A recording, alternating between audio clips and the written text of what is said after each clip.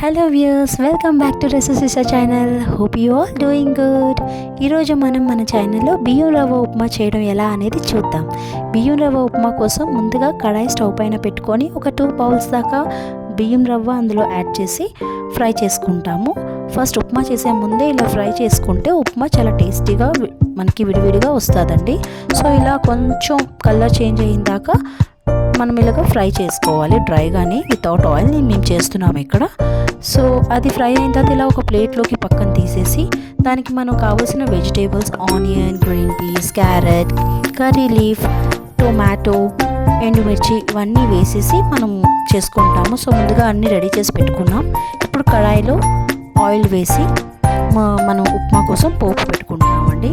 ముందుగా కాస్త పీనట్స్ వేసుకుంటాము. పీనట్స్ వేసుకుంటే కొంచెం టైం పడుతుంది కదా ఫ్రై అవ్వడానికి, అందుకని. దాని తర్వాత యాజ్ యూజువల్ మన పోపుకి కావాల్సిన ఆవాలు, జీలకర్ర, మినపప్పు, ఎండుమిర్చి, కరివేపాకు ఇలా అన్నీ వేసి ఒక్కొక్కటిగా ఫ్రై చేసుకొని అందులో ఇందాక మనం కట్ చేసి పెట్టుకున్న వెజిటేబుల్స్ అన్నీ యాడ్ చేసుకుంటాము. Onion, green peas, carrot, onion add చేసిన తర్వాత కొంచెం ఫ్రై చేసుకోవాలండి. అది ఫ్రై అవుతున్నప్పుడు టొమాటోని కూడా వేసుకుంటాము. వేసి అంతా వెజిటేబుల్స్ అన్నీను మనకి సాల్ట్ పట్టాలి కదా, సో అందుకే సాల్ట్ కూడా ఇప్పుడే వేసుకుంటాము. వేసుకున్న తర్వాత మళ్ళీ మనం కావాలి అంటే వాటర్ వేసేటప్పుడు అడ్జస్ట్ చేసుకుంటాం అనమాట సాల్ట్ అనేది. సో ఇప్పుడైతే మేము ఇక్కడ సాల్ట్ వేసి అంతా మొత్తం చక్కగా కలుపుకుంటున్నాము. కలుపుకున్న తర్వాత మ్యాగీ మసాలా యాడ్ చేసామండి. మ్యాగీ మసాలా ఏంటంటే మనకి ఇంకా టేస్ట్ ఎక్కువ ఇస్తుంది. సో నేనైతే ఇక్కడ ఆటా నూడిల్స్ది నాకు మ్యాగీ మసాలా ఉంటే యాడ్ చేశాను.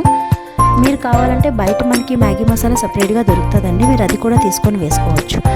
అది అలా ఫ్రై అవుతుంటప్పుడు వాటర్ మనం దీనికి మెజర్ చేసుకుంటామండి.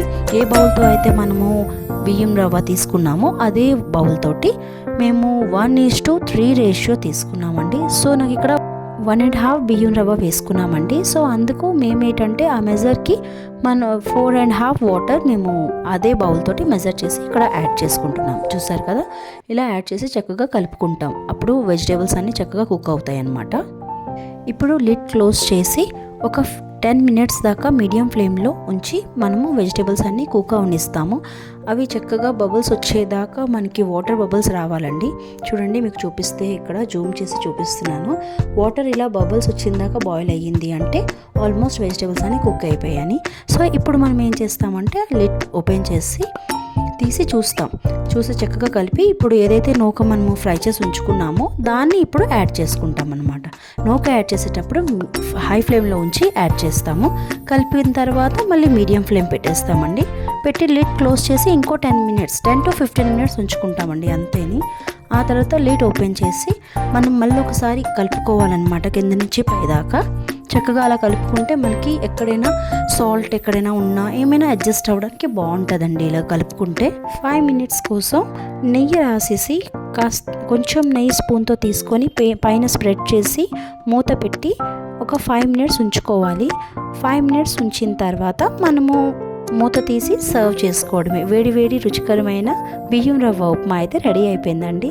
చూడండి, ప్లేట్లోకి అది మనం పెట్టుకుంటప్పుడే మీకు చక్కగా అది వేడిగా ఉండేటప్పుడు మనకి చూడడానికి ముద్దగా ఉంటుంది. కాస్త చల్లగా అయిన తర్వాత మనకి విడిపోతుందండి. చాలా టేస్టీగా అయితే ఉంటుంది. ఇలా వెజిటేబుల్స్ అన్నీ యాడ్ చేసుకొని బియ్యం రవ్వ ఉప్మా చేసుకుంటే చాలా టేస్టీగా ఉంటుంది. చూస్తున్నారు కదా. సో మీరు కూడా మీకు ఈ వీడియో నచ్చినట్టయితే మా వీడియోని లైక్ చేయండి.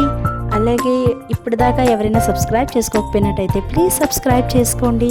Thanks for watching. బాయ్.